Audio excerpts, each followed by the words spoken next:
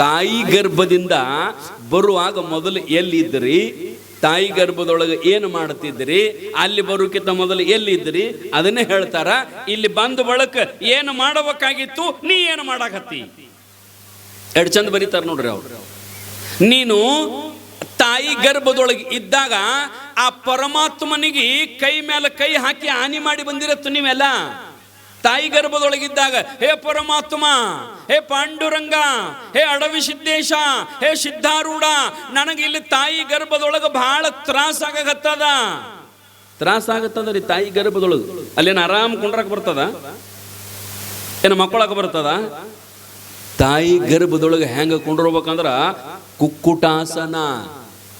ಇವೆರಡು ಮನಕಾಲ ಮ್ಯಾಲ ಮಾಡಿ, ಇವೆರಡು ಮನಕೈ ಅದ್ರ ಒಳಗಿಟ್ಟು, ಮನಕಾಲ ನಡವರ್ಕ ಈ ಚಂಡು ಸಿಗಿಸಿ ಮುದ್ಯಾಗಿ ಕೋಳಿ ತತ್ತಿಗತೆ ಕುಂಡ್ರಬೇಕ್ರಿ. ಹಿಂಗ ಮುದ್ಯಾಗಿ ಎಲ್ಲಿ?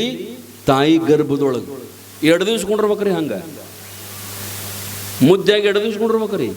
9 ತಿಂಗಳ್ರಿ. 1 ತಿಂಗಳಲ್ಲ, 2 ತಿಂಗಳಲ್ಲ, 9 ತಿಂಗಳು ಹಿಂಗ ಮುದ್ಯಾಗಿ ಅಳಿಗಾಡಕ ಬರಂಗಿಲ್ಲ. ಅಲ್ಲಿ ಬರ್ತದ್ರಿ. ಮತ್ತೆ ಬರ್ರಿ ಸ್ವಾಮಿ, ನಮ್ಗೇನು ಖಬರ್ ಇತ್ತ, ಏನು ತಿಳಿತಿತ್ತ, ನಮಗೇನು ಗೊತ್ತಾ? ನಿಮ್ಗೆ ಗೊತ್ತಿಲ್ಲ ಅಂದ್ರು ಗರ್ಭೋಪನಿಷತ್ತು ಅಂತ ಒಂದು ಉಪನಿಷತ್ತು ಅದ, ಅದರೊಳಗೆಲ್ಲ ಬರದಾರ. ನಮಗ ಆ ಕಡೆ ಈ ಕಡೆ ಅಳಿಗಾಡಕ ಬರಂಗಿಲ್ಲ, ಅಷ್ಟು ಮುದ್ದಾಗಿ ಕೊಂಡಿರ್ಬೇಕು. ಮತ್ತ ಅಲ್ಲಿ ವಾತಾವರಣ ಏನು ಚಲೋ ಅದೇನ್ರಿ? ತಾಯಿ ಗರ್ಭದೊಳಗೆ ಎಲ್ಲ ದುರ್ಗಂಧ ವಾತಾವರಣ. ಇಲ್ಲಿಂದ ನೀವು ಮನೆಗೆ ಹೊಂಟ್ರಿ ಅಂದ್ರೆ ಹಾದಾಗ ಯಾವ್ದಾರ ಒಂದು ಹುಡುಗ ಮಾಡಿತ್ತಂದ್ರೆ, ಮನೆಗೆ ಹೋಗುವಾಗ ಹಾದ್ಯಾಗ ಯಾವ್ದಾರ ಒಂದು ಹುಡುಗ ಹಿಂಗೆ ಇಟ್ಟಿದ್ರೆ ಮೂಗು ಮುಚ್ಕೊಂಡು ಎಲ್ಲ ಹಾದ್ಯಾಗ ಮಾಡ್ತಾವ. ಇಲ್ಲಿ ನಾರ್ತದ ಅನ್ಕೊತ ಹೋಗುತ್ತೀರಿ, ಅದು ದೂರ ಇರ್ತದ. ಮತ್ತ ಆದ್ರ 9 ತಿಂಗಳು ಅಲ್ಲೇ ಅದರ ಬಾಜುನೇ ಅಕ್ಕಮಾದೇವಿ ಬರೀತಾಳೆ ನೋಡ್ರಿ. ಅಮೇದ್ಯದ ಹಡಿಕೆ, ಮೂತ್ರದ ಕುಡಿಕೆ, ಎಲುವಿನ ಹಡಿಕೆ, ಕೀವಿನ ತಡಿಕೆ, ಸುಡಲಿ ದೇಹವ ಒಡಲ ವಿಡಿದು ಕೆಡದಿರು ಚೆನ್ನ ಮಲ್ಲಿಕಾರ್ಜುನನ ಅರಿಮರುಳೆ. ಮೂರ್ಖ ಬೈತಾಳ ಅಕ್ಕಮಾದೇವಿ. ಏನಂತ? ಮರುಳೆ. ಏನದ ಅಂತಂದ್ರೆ ತಾಯಿ ಗರ್ಭದೊಳಗ ಅಲ್ಲಿ ಏನು ಚಲೋ ವಾತಾವರಣ ಇಲ್ಲ. ಅಲ್ಲಿ ಮಲ, ಮೂತ್ರ, ಮಾಂಸ, ಮಜ್ಜೆ, ಕೀವಿನ ಹಡಿಕೆ ಇವೆಲ್ಲ ಅದಾವ. ಅದರ ಮಧ್ಯದೊಳಗೆ 9 ತಿಂಗಳು ಕೊಂಡಿರ್ಬೇಕು. ಅದನ್ನ ನಿಮಗೆ ಏನಂತಂದ್ರೆ ಜೈಲು ವಾಸ ಇದ್ದಂಗೆ ಅದು. ಯಾರ್ಯಾರ ತಪ್ಪು ಮಾಡಿದವ್ರನ್ನ ಕಂಪ್ಲೇಂಟ್ ಕೊಟ್ಟುಕೊಳ್ಳಿ ಓದು ಸ್ಟೇಷನ್ದಾಗ ಹಾಕ್ತಾರ ನೋಡ್ರಿ. ಸ್ಟೇಷನ್ದಾಗ ಹಾಕ್ತಾರಲ್ಲ, ಜೈಲಿನೊಳಗೆ ಜೈಲು ವಾಸ ಇದ್ದಂಗೆ. ಯಾರಿಗಾರ ಜೈಲಿಗೆ ಹೋಗಿ ಬಂದವ್ರಿಗೆ ಗೊತ್ತಾಗುತ್ತದ ಅದು. ಜೈಲ್ದಾಗ ಹೆಂಗಿರ್ತದ ರೀ? ದೊಡ್ಡದೊಂದು 6-3 ಕಾಟು, ಅದ್ರ ಮ್ಯಾಗ ಬೆಡ್ ಮ್ಯಾಗ ಬೆಡ್ ಸೀಟು, ಅದ್ರ ಮ್ಯಾಗ ಬ್ಲ್ಯಾಂಕೆಟು, ದೊಡ್ಡ ತೆಲುವಿಂಗಿ, ಮೇಲೆ ಇಡ್ಲಿ, ಮೇಲೆ ಕೊಡ್ತಾರನ್ರಿ ಜೈಲ್ನಾಗ. ಒಮ್ಮಿಟ್ಟು ಹೋಗಿ ಬಂದ್ರೆ ಗೊತ್ತಾಗ್ತದ. ಅಲ್ಲಿ ಬೂಟ್ಗಾಲಿಲೇ ನಾಷ್ಟ ಮಾಡಿಸ್ತಾರ್ರಿ ಅಲ್ಲಿ. ಎಲ್ಲಿ? ಜೈಲ್ದೊಳಗೆ. ಅವ್ರು ಬೂಟ್ ನೋಡ್ಬೇಕು. ಪೊಲೀಸರು ಹೆಂಗಿರ್ತಾವ ಅಂದ್ರೆ ಮನಗಂಡ ಇರ್ತಾವ್ರಿ ಅವ್ರು ಬೂಟ್. ಅವ್ರು ಎದಕ್ಕೆ ತಂದಿರ್ತಾರಂದ್ರೆ ಅಡ್ಡಾಡಕ್ಕೆ ತಂದಿರಂಗಿಲ್ರಿ. ಅಡ್ಡಾಡು ಬೂಟ್ ಬೇರೆ, ಪೂಜೆ ಮಾಡು ಬೂಟ್ ಬೇರೆ. ಕಾರಣ ಏನು ಅಂತಂದ್ರೆ ಅಲ್ಲಿ ಸ್ಟೇಷನ್ದೊಳಗೆ ಹೆಂಗ ಶಿಕ್ಷಾ ಇರ್ತದಲ್ಲ, ಟೈಮ್ ಟು ಟೈಮ್ ಊಟ ಕೊಡಂಗಿಲ್ಲ. ಅಲ್ಲಿ ಜೈಲಿನೊಳಗೆ ಲೈಟ್ ಇರಂಗಿಲ್ಲ, ಜೈಲಿನೊಳಗೆ ಫ್ಯಾನ್. ಮತ್ತೆ ನೀವು ಹೋಗಿ ಬಂದೀನಿ ಸ್ವಾಮಿ ಅಂತ ನನಗಂತೀರಿ. ಮತ್ತೆ ಹೇಳವ್ರದ್ದು ಕೇಳಿ ನಾ ಸುಮ್ಮ ಹೋಗಿ ಬಂದವ್ರಿಗೆ ಮಾತಾಡ್ಸಕ್ಕೆ ಹೋಗಿರ್ತೀವಲ್ಲ, ಹೆಂಗಪ್ಪ ಅಲ್ಲಿ ಅಂದ ಕೂಡಲೇ ಅವತನ ಆ ಕಡೆ ತಲೆ ಹಾಕಿ ಮಾಡ್ಕೋಬಾರ್ದ್ರಿ. ಇನ್ನೊಮ್ಮೆ ನೆನಪು ತೆಗಿಸ್ಬೇಡ್ರಿ ನಮ್ಮ ಕಡೆ ಅದನ್ನ ತಾನು. ಯಾಕಂದ್ರೆ ಹಂಗಿರ್ತದ್ರಿ ಅಲ್ಲಿ. ಅಲ್ಲಿ ಸ್ಟೇಷನ್ದೊಳಗೆ ಎಷ್ಟು ಮಂದಿ ಇರ್ತಾರೆ ನೋಡ್ರಿ. ಅವರು ಪೊಲೀಸರು, PSIಗಳು ಪಾಳೆ ಹಂಚ್ಕೊಂಡಿರ್ತಾರ. ಅವ್ರು ಎದಕ್ರಿ? ಒದ್ದೊದ್ದು ಹೋಗಾಕ, ನಂದು ಮುಗಿದ ಕೂಡಲೇ ನಿಂದು ಗಜ್ಜು ಹಾಕಾಕ. ಅಷ್ಟು ತ್ರಾಸದ ರೀ ಪೊಲೀಸ್ ಸ್ಟೇಷನ್ದೊಳಗೆ. ಇಲ್ಲಿಯೂ ಹಂಗೆ ಅದ. ಇಲ್ಲಿಯೂ ಒಂದೀಟು ಎದಕ್ಕೂ ಅಳಿಗಾಡಕ ಜಾಗಿಲ್ಲ. ಅಲ್ಲೇ ಇದು ಅಲ್ಲೇ ಎಲ್ಲ ಅದರ ಮಗ್ಗಲನ್ನ ಕುಂತ ಒದ್ದಾಡಿ 9 ತಿಂಗಳು ಕೊಂಡಿರ್ಬೇಕ್ರಿ ಮುದ್ದಾಗಿ. ಈಗ ನೀವು ಹೆಂಗೆ ಕೂತೀರಿ? ಈಗ ಹೆಂಗೆ ಕೂತೀರಿ? ನಿಮಗೆ ಹೆಂಗೆ ಬೇಕು ಹಂಗೆ ಕೂತೀರಿ. ಚಪ್ಪಗಾಲ್ ಹಾಕೊಂಡು ಶಿಸ್ತ್ ನಿಮಗೆ ಹೆಂಗೆ ಬೇಕು ಹಂಗೆ ಕೂತೀರಿ. ಈಗ ಹೌದಿಲ್ರಿ? ಚಪ್ಪಗಾಲ್ ಹಾಕೊಂಡು ಹಿಂಗೆ ಎಟೋ ತಕ ಕೊಂಡಿರ್ತೀರಿ.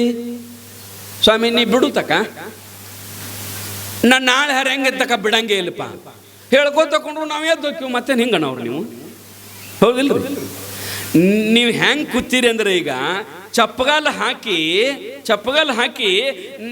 ನೀವು ನಿಮಗೆ ಹೆಂಗೆ ಬೇಕು ಹಂಗೆ ಕೂತೀರಿ. ಹಿಂಗೆ ಎಷ್ಟೋ ತಕ್ಕ ಕುಂಡಿರ್ತೀರಿ ಅಂದ್ರೆ ಭಾಳ ಆದ್ರೆ 1 ತಾಸು ಕುಂಡಿರ್ತೀರಿ.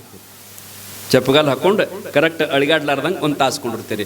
ಒಂದು ತಾಸು ಆದ ನಂತರ ನಾ ಬಿಡಲಿಲ್ಲ ಅಂದ್ರೆ ಏನು ಹಿಂಗೆ ಚಪ್ಪಗಾಲ್ ರಿಕ್ಕಂಗೆ ಹಾಕೊಂಡು ಕೊಡ್ತಿರ್ತಿರಲ್ಲ, ಅಗಾರ್ಕ ಸಡ್ಲು ಮಾಡ್ತೀರಿ, ಏನು ಸ್ವಾಮಿ ಬಿಡಂಗೆ ಕಾಣಂಗಿಲ್ಲಪ್ಪ, ನಮ್ಮ ಮೊದಲ ಕಾಲನು ಸಾಗತ್ತವ ಅಂತ ತಿಳ್ಕೊಂಡು ಹಗಾರ್ಕ ಕಾಲು ಸಡ್ಲು ಮಾಡ್ತೀರಿ. ನಾ ಮತ್ತೊಂದು ಅರ್ಧ ತಾಸು ಒಟ್ಟ ಬಿಡಲಿಲ್ಲ ಅಂದ್ರೆ ಹಗಾರ್ಕ ಈಚೆ ಕಡೆ ಕಾಲು ತೆಗೆದು ಇದ್ರ ಮ್ಯಾಗ, ಈ ಕಾಲು ತೆಗೆದು ಇದ್ರ ಮ್ಯಾಗ ಹಾಕೋತ ಕೊಂಡಿರ್ತೀರಿ. ಮತ್ತು ಅರ್ಧ ತಾಸು ನಾ ಬಿಡಲಿಲ್ಲ ಅಂದ್ರೆ ಹಗಾರ್ಕ ಕಾಲು ಉದ್ದು ಮಾಡಿ ಸ್ವಾಮಿಗತೆ ಹಿಂಗೆ ಸ್ವಾಮಿ ಕಡೆ ಹಿಂಗೆ ಕಾಲು ಮಾಡಿ ಕೂತು ಬಿಡ್ತಾರೆ. ಮತ್ತೇನು ಮತ್ತು ಏನು ಮಾಡಿದ್ರಿ? ಏನು ಸ್ವಾಮಿಗಳಿಗೆ ಏನು ಟೈಮ್ ಅದ, ಏನು ಟೇಬಲ್ ಅದ ಹೇಳಕ್ಕ? ಭಾಳ ಅದ್ರ ಒಂದು ಗಂಟೆ ಹೇಳ್ಬೇಕ್ರಿ. ಇವ 3 ಗಂಟೆ ಆದ್ರೂ ಬಿಡವಲ್ಲ ಅಂತಂದ್ರೆ ಮತ್ತೆ ಹೆಂಗೆ ಮಾಡುವ? ಕಾಲು ಮಾತಾಡಕ್ಕೆ ಹತ್ತವ್ರಿ ಅವು, ಹಗಾರ್ಕ ಕಾಲು ಉದ್ದು ಮಾಡ್ಕೊತ್ಕೊಂಡಿರ್ತೀರಿ. ನೋಡ್ರಿ ಇವ ಬರೀ 3 ತಾಸು, ಬರೀ 2 ತಾಸು ನಿಮಗೆ ಹೆಂಗೆ ಬೇಕು ಹಂಗೆ ಚಪ್ಪಗಾಲ್ ಹಾಕೊಂಡು ಕೂತವ್ರು 2 ತಾಸು ಕುಂಡ್ರಕ್ಕಾಗಂಗಿಲ್ಲ. ಮತ್ತು 9 ತಿಂಗಳು ಮುದ್ದಾಗಿ ಕುಂತಿದ್ರಲ್ಲ, ಅಲ್ಲಿ ಹಂಗೆ ಕೂತಿರೇ ಇಲ್ಲ? ಮತ್ತು ಎಲ್ಲರೂ ತಾಯಿ ಗರ್ಭದೊಳಗೆ ಒದ್ದಾಡಿ ಮುದ್ದಾಗಿ ಕೂತ ಬಂದೀವಿ. ಆ ಟೈಮ್ದೊಳಗೆ ಜೀವಗನಿಗೆ ಅಂದ್ರೆ ನಿಮಗೆ ನಮಗೆ ತಾಯಿ ಗರ್ಭದೊಳಗೆ ಇರ್ತಕ್ಕಂಥ ತ್ರಾಸ ನೋವನ್ನು ನೋಡಿ ಆ ಜೀವ ತಾಯಿ ಗರ್ಭದೊಳಗಿದ್ದದು ಕೂಸ ಪರಮಾತ್ಮನಿಗೆ ಧಾವ ಮಾಡ್ತದಂತ, ಪರಮಾತ್ಮನಿಗೆ ಕೂಗ್ತದಂತ. ಹೇ ಪರಮಾತ್ಮ, ಹೇ ಪಾಂಡುರಂಗ, ಹೇ ಸಿದ್ಧಾರೂಢ, ನನಗಿಲ್ಲಿ ಬಹಳ ನೋವಾಗತ್ತದ, ಬಹಳ ತ್ರಾಸಾಗತ್ತದ, ನನಗೆ ಹೆಂಗಾರ ಮಾಡಿ ಇಲ್ಲಿಂದ ಹೊರಗೆ ಹಾಕಿಯಪ್ಪ ಲಗುಟ್ ಅಂತ ಬೇಡ್ಕೊಳಕತ್ತೀವಂತ ನಾವು. ಆಗ ಪರಮಾತ್ಮ ಅಂತಾನಂತ, ನಿಮ್ಮನ್ನು ಅಲ್ಲೇ ಹೊಟ್ಟೆಗ ಇದ್ದಾಗನ ನಿಮಗೆ ಕೇಳ್ತಾನಂತ, ಹೊರಗೆ ಹಾಕಂತ ಬಡ್ಕೊಳಕತ್ತಿ, ಹೊರಗೆ ಹೋಗಿ ಏನು ಮಾಡವದಿಯಪ್ಪ, ಹೊರಗೆ ಹೋಗಿ ಏನು ಮಾಡವದಿ ಅಂತ ಕೇಳಿದಾಗ ಜೀವ ಅಂದ್ರೆ ನಾವು ಅಂದಿವಂತೆ, ಯಪ್ಪ ಹೊರಗೆ ಹೋಗಿ ನಾ ಏನು ಮಾಡ್ತಾನಂದ್ರೆ ಬೇರೆ ಏನೂ ಮಾಡಂಗಿಲ್ಲ, ಹೊರಗೆ ನನ್ನ ಕಳಿಸಿದಿ ಅಂತಂದ್ರೆ ನಾ ಹೊರಗೆ ಹೋಗಿ ನಿನ್ನ ಧ್ಯಾನ, ನಿನ್ನ ಚಿಂತನೆ, ನಿನ್ನ ಪ್ರಾರ್ಥನೆಯನ್ನು ಮಾಡಿ ನಿನ್ನನ್ನು ಒಲಿಸಿಕೊಂಡು ಮುಕ್ತಿಯನ್ನು ಪಡ್ಕೊಂಡು ಇನ್ನೊಮ್ಮೆ ಈ ತಾಯಿ ಗರ್ಭದಂತ ಜಾಗಕ್ಕೆ ಬರ್ಲಾರ್ದಂಗ ಮಾಡ್ಕೋತಾನ. ಒಟ್ಟ ಮಾಯೆಯನ್ನು ಮೀರಿ ಭವವನ್ನು ಗೆಲುವೆನೆಂಬ ಸಮುದಾಯದ ಅಧಿಕಾರವೆನ್ನದು, ಮರದಿನದಕ್ಕಿನ್ನುಪಾಯವೇ ಧರ್ಮವೆಂದು. ಧರ್ಮ ಅಂದ್ರೆ ಹಾನಿ ಮಾಡಿ ಪ್ರಮಾಣ ಮಾಡಿ ಹೇಳ್ತೀನೋ ಪರಮಾತ್ಮ, ನನ್ನ ಹೊರಗೆ ಹಾಕು, ಹೊರಗೆ ಹಾಕಿದಿ ಅಂದ್ರೆ ನಿನ್ನ ಧ್ಯಾನ ಮಾಡಿ ನಿನ್ನ ಹತ್ತಕ್ಕೆ ಬರ್ತಾನೆ, ನಾನು ಈ ಜಾಗಕ್ಕೆ ಇನ್ನೊಮ್ಮೆ ಬರ್ಲಾರ್ದಂಗ ಮಾಡ್ಕೋತಾನಂತ ಅಂದಾಗ ಆಯ್ತು ಹೋಗಪ್ಪ ಅಂತ ಪರಮಾತ್ಮ ನಮ್ಮನ್ನಿಲ್ಲಿ ಕಳಿಸಿದ. ನಾವಿಲ್ಲಿ ಬಂದು ಅವನ್ ಧ್ಯಾನ ಮಾಡಾಕತ್ತೀವೋ ಏನು ರೊಕ್ಕದ ಧ್ಯಾನ ಮಾಡಾಕತ್ತೀವ್ರಿ? ಅಲ್ಲಿ ಏನು ಹಾನಿ ಮಾಡಿ ಬಂದೀವಿ? ಹೇ ಪರಮಾತ್ಮ, ನಿನ್ನ ಧ್ಯಾನ ಮಾಡಿ, ನಿನ್ನ ಚಿಂತನೆ ಮಾಡಿ, ನಿನ್ನ ಒಲಿಸಿಕೊಂಡು ನಾನು ಧನ್ಯನಾಗತ್ತೀನಪ್ಪ ಅಂತ ಕೈ ಮೇಲೆ ಕೈ ಹಾಕಿ ಹಾನಿ ಮಾಡಿ ಬಂದೀವಿ. ಇಲ್ಲಿ ಬಂದ ಗಂಡ ಹೆಂಡತಿ ಮಕ್ಕಳು ಹೊಲ ಮಣಿ ರೊಕ್ಕ ಬಂಗಾರ ಇದ್ರೊಳಗ ಒದ್ದಡಿ ಸಾಯಕತ್ತಿದೆ. ಅವ ದೇವ್ರಂತಾನ ಮತ್ತೆ ಹಿಂಗ ಆಗತಿ, ಮತ್ತೆ ಅಲ್ಲಿಗೆ ಬರ್ತಿ. ಎಲ್ಲಿಗೆ? ಜೈಲಕ್ಕ. ಅದೇ ಜೈಲಿಗೆ ಬರ್ಬೇಕಾಗ್ತದ. ಅದಕ್ಕೆ ಯವ್ವ ನಾವಿಲ್ಲಿ ಎದಕ್ಕೆ ಬಂದೀವಂತಂದ್ರ ಬರೀ ಸಂಸಾರ ಮಾಡಕ್ಕಷ್ಟೇ ಬಂದಿಲ್ಲ, ಮತ್ತು ಸಂಸಾರ ಮಾಡ್ರಿ ನೀವು ಬ್ಯಾಡ ಅನ್ನಂಗಿಲ್ಲ. 12ನೇ ಶತಮಾನದ ಎಲ್ಲ ಶರಣರೂ ಸಂಸಾರ ಮಾಡ್ಯಾರ. ಎಲ್ಲ ಶರಣರು ಅವರು ಗಂಡ, ಅವರು ಹೆಂಡತಿ, ಅವರಿಗೂ ಮಕ್ಕಳು ಎಲ್ಲ ಇದ್ರು. ಆದ್ರ ಇತಿಹಾಸ ಪ್ರಸಿದ್ಧ ಆದ್ರ ಅವರು ಇತಿಹಾಸದೊಳಗ ಉಳಿದು ಬಿಟ್ರು ಶರಣರು. ಆದ್ರ ನೀವು ಯಾರು ಉಳ್ದಿರಿ? ನಿಮ್ಮ ಅಪ್ಪಗಳು ಯಾರು ಉಳ್ದಾರ? ನಿಮ್ಮ ಮುತ್ಯಗಳು ಯಾರು ಉಳ್ದಾರ? ಯಾರೂ ಇಲ್ಲ. ಯಾಕಂದ್ರೆ ಶರಣರ ಬದುಕಿದ್ದು ಪರಮಾತ್ಮನಿಗಾಗಿ, ನಾವು ಬದುಕಿದ್ದು ರೊಕ್ಕದ ಸಲುವಾಗಿ, ರೊಕ್ಕದ ಸಲುವಾಗಿ. ಅದಕ್ಕೆ ನಾವಿಲ್ಲಿ ಬಂದು ಬಳಕ ಏನು ಮಾಡ್ಬೇಕಂದ್ರೆ ಒಟ್ಟು ಆ ಪರಮಾತ್ಮನ ಧ್ಯಾನ ಮಾಡ್ಬೇಕು. ನೋಡ್ರಿ, ಪರಮಾತ್ಮನನ್ನು ಒಲಿಸ್ಕೋಬೇಕು. ಹಿಂದೆ ಎಲ್ಲರಿಗೂ ಪರಮಾತ್ಮ ಪ್ರತ್ಯಕ್ಷ ಆಗ್ಯಾನ್ರಿ. ಬಹಳ ಮಂದಿಗೆ ನಾವು ಚರಿತ್ರೆದಾಗ ಕೇಳ್ತೀವಿ. ಬಹಳ ಅಡವಿ ಸಿದ್ದೇಶ್ವರರು ಅವರು ಭಗವಂತನ ಅವತಾರಿಗಳೇ ಆದರು, ಪರಮಾತ್ಮನನ್ನೇ ಪಡ್ಕೊಂಡ್ರು, ಧನ್ಯರಾದರು, ಅವರ ಜೀವನ ಸಾರ್ಥಕ ಆಯಿತು. ಅವರಿಂದ ಮತ್ತೆ ಎಷ್ಟೋ ಮಂದಿಗೆ ಒಳ್ಳೆಯದಾಯಿತು. ಮತ್ತು ಹಿಂದೆ ಮಂದಿಗೆ ದೇವರ ಒಲದನಂತೀರಿ, ಹಿಂದೆ ಮಂದಿಗೆ ದೇವರ ಕಂಡನಂತೀರಿ, ಮತ್ತು ನಾವು ರಗಡು ದೇವರಿಗೆ ಅಡ್ಡಾಡ್ತೀವಲ್ರಿ ಸ್ವಾಮಿ. ಒಂದು ದೇವ್ರ, ಎರಡು ದೇವ್ರ, ಊರಾನ್ ದೇವ್ರು ಬಿಟ್ಟು ಬೇರೆ ಊರಾನ್ ದೇವ್ರು, ಅಟ್ಟ ಅಲ್ಲ ಈ ರಾಜ್ಯದಾಗಿಂದ ಬಿಟ್ಟು ಬೇರೆ ರಾಜ್ಯದಾಗಿಂದ ದೇವ್ರಿಗೆ ಹೋಗ್ತೀವಿ ನಾವು. ಹೊಕ್ಕಿರಿ ಇಲ್ಲ ಮತ್ತೆ ಹೊಕ್ಕಿರಿ? ರಗಡ್ರಿ ಸ್ವಾಮಿ. ಊರಾಗಿನ ದೇವ್ರ ಅಟ್ಟ ಅಲ್ಲ, ಬೇರೆ ಊರಾಗಿನ ದೇವ್ರ, ಎಲ್ಲಿ ಬೇಕಾದಲ್ಲಿ ಹೊಕ್ಕಿವು. ಮತ್ತು ಅಟ್ಟ ಅಲ್ದ ಮನ್ಯಾಗ ಎಷ್ಟೋ ಉಪವಾಸ ಮಾಡ್ತೀವಿ, ಎಷ್ಟೋ ಒಪ್ಪತ್ತು ಮಾಡ್ತೀವಿ, ಮನ್ಯಾಗ ದೇವರು ಪೂಜಾ ಮಾಡ್ತೀವಿ. ಶ್ರಾವಣದಾಗ ಗೌರಿ ಪೂಜೆ ಮಾಡ್ತೀರಿಲ್ಲ? ಗೌರಿ ಪೂಜೆ 20 ವರ್ಷ ಗೌರಿ ಪೂಜೆ ಮಾಡಿರಿ, ಒಮ್ಮೆರ ಗೌರವ ಹೊಲ್ದಾಳ ನಿಮ್ಮ? ಇಲ್ರಿ. ಮತ್ತೆ ಯಾಕೆ ಒಲಿವಾರ ಅವರು? ಏನು ತೊಂದರೆ ಆಗ್ಯದ ಅವ್ರಿಗೆ ನಿಮಗ? ದೇವರಿಗೆ ನಿಮಗೆ ಏನು ತೊಂದರೆ ಆಗ್ಯದ? ಯಾಕೆ ನಿಮಗೆ ಪ್ರತ್ಯಕ್ಷ ಆಗುವರು? ಯಾಕೆ ನಿಮಗೆ ಕೃಪಾ ಮಾಡುವರು? ಯಾಕೆ ನಿಮಗೆ ಆಶೀರ್ವಾದ ಮಾಡುವಲ್ಲ ದೇವರ? ಯಾಕಂತಂದ್ರೆ ಯವ್ವ, ನಾವು ಮನಸ್ಸನ್ನ ಸ್ವಚ್ಛ ಮಾಡಿಕೊಂಡಿವಂದ್ರೆ ಪರಮಾತ್ಮ ಒಲಿತಾನೆ. ಹಿಂದಿನವರು ಶರೀರ ಸ್ವಚ್ಛ ಇರಲಿಲ್ಲ, ಅವರು ಚಂದ ಜಳಕ ಮಾಡ್ತಿದ್ದಿಲ್ಲ, ಚಂದ ಮುಖ ಸೌಂದರ್ಯ ಮಾಡ್ಕೋತಿದ್ದಿಲ್ಲ. ಅವರು ಏನು ಮಾಡ್ತಿದ್ರು ಅಂತಂದ್ರ ಮನಸ್ಸು ಸ್ವಚ್ಛ ಮಾಡ್ಕೋತಿದ್ರು ಅವರು. ನಾವು ಮೇಯ್ ಸ್ವಚ್ಛ ಮಾಡ್ಕೋತೀವಿ, ಸಾಬನ ಹಚ್ಚಿ ಹಚ್ಚಿ ಎಷ್ಟು ಹಚ್ಚಿದ್ರ ಕಾರ್ಗ ಇದ್ದದ ಮೂತಿ ಬೆಳಗಾಕತ್ತೇನ್ರಿ? ನೋಡ್ಬೇಕ್ರಿ, ಮುಂಜಾನೆ ಎದ್ದು ಕೂಡಲೇ ಒಂದು ತಾಸು ಸಾಬನ ತಗೊಂಡು ಗಾಸ್ ಮೋತಿಗೆ ತಿಕ್ಕುದ. ನೀ ಎಟ್ಟು ಬೇಕಾದಟ್ಟು ತಿಕ್ಕದನ್ನ, ಅದು ಹಂಗೆ ಅದು. ಯಾಕಂದ್ರೆ ನಾವು ಈ ಶರೀರವನ್ನು ಸೌಂದರ್ಯಯುಕ್ತವಾಗಿ ಮಾಡಿಕೊಂಡ್ರೆ ದೇವ್ರು ಒಲೆಂಗಿಲ್ಲ. ನೀನು ಬಹಳ ಚಂದ ಕಾಣ್ರ, ಚಲೋ ಬಟ್ಟೆ ಹಾಕೊಂಡ್ರ, ಚಲೋ ಡ್ರೆಸ್ ಮಾಡ್ಕೊಂಡ್ರ ಪರಮಾತ್ಮ ಒಲಿತಾನೇನ್ರಿ? ಒಲೆಂಗಿಲ್ಲ.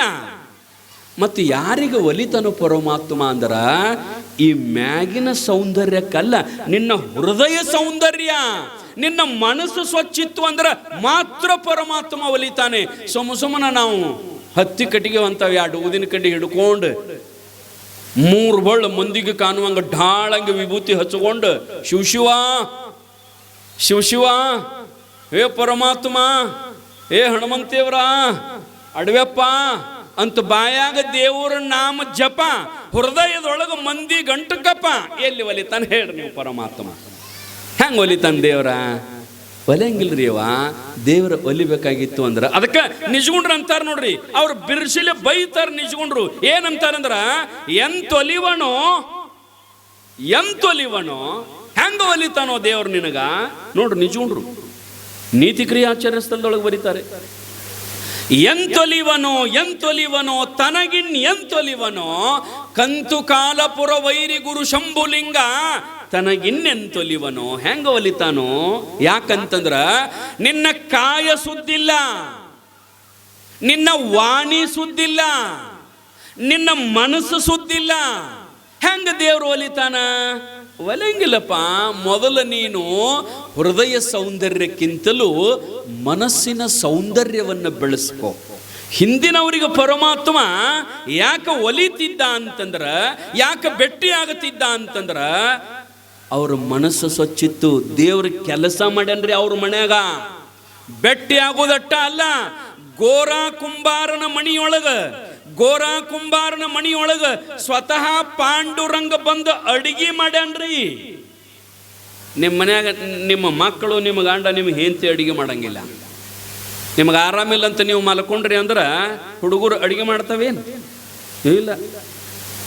ನೋಡ್ರಿ, 2 ಕೈಗಳನ್ನು ಕಡ್ಕೊಂಡ್ರ ಗೋರಾ ಕುಂಬಾರ ತನ್ನ 2 ಕೈಗಳನ್ನು ಕಡ್ಕೊಂಡು ರಕ್ತ ಸೋರ್ತಿತ್ತು, ಹಂಗ ನಿಂತಿದ್ದ. ಇಬ್ಬರು ಹೆಂಡತಿಯರು ಅರೆ ಕೈ ಕಡ್ಕೊಂಡ್ರಲ್ಲ, ರಕ್ತ ಸೋರಾಕತ್ತದ, ಒಂದಿಟ್ಟು ಅರ್ಬಿ ಕಡ್ತನಂತ ಇಬ್ರು ಹೆಂಡತಿಯರು ಬಂದ್ರ ಗೋರಾ ಹೇಳ್ತಾನೆ, ನೀವು ನನ್ನ ಮುಟ್ಟಿದ್ದಕ್ಕ ಈ ಕೈ ಕಡ್ಕೊಂಡಿ ನಾನು, ಮತ್ತು ನೀವು ಮತ್ತೆ ಮುಟ್ಟಾಕ ಬಂದ್ರಂದ್ರ ಶರೀರನ ತುಂಡು ಮಾಡ್ಕೋತೀನಿ ನೋಡಿ, ಎಚ್ಚರ್ಲೆ ನನ್ನ ಹತ್ತಿಕ್ಕೆ ಬರ್ರಿ ಅಂತಂದಾಗ ಅವರಿಬ್ರು ಹೆಂಡತಿಯರು ದೂರ ನಿಂತರು. ಆಗ ಪರಮಾತ್ಮ ಹೆಂಗ ಬಂದ ಗೊತ್ತದೇನ್ರಿ? ಪರಮಾತ್ಮ ಪಾಂಡುರಂಗ ಬಂಗಾರದ ಕಿರೀಟ ಹಾಕೊಂಡು ರಾಜ ಪೋಷಾಕಗಳನ್ನು ಹಾಕೊಂಡು ಓಡಿ ಬರಲಿಲ್ಲ ಪರಮಾತ್ಮ. ಬರೇ ಒಂದು ಹಳಿ ದೋತ್ರ.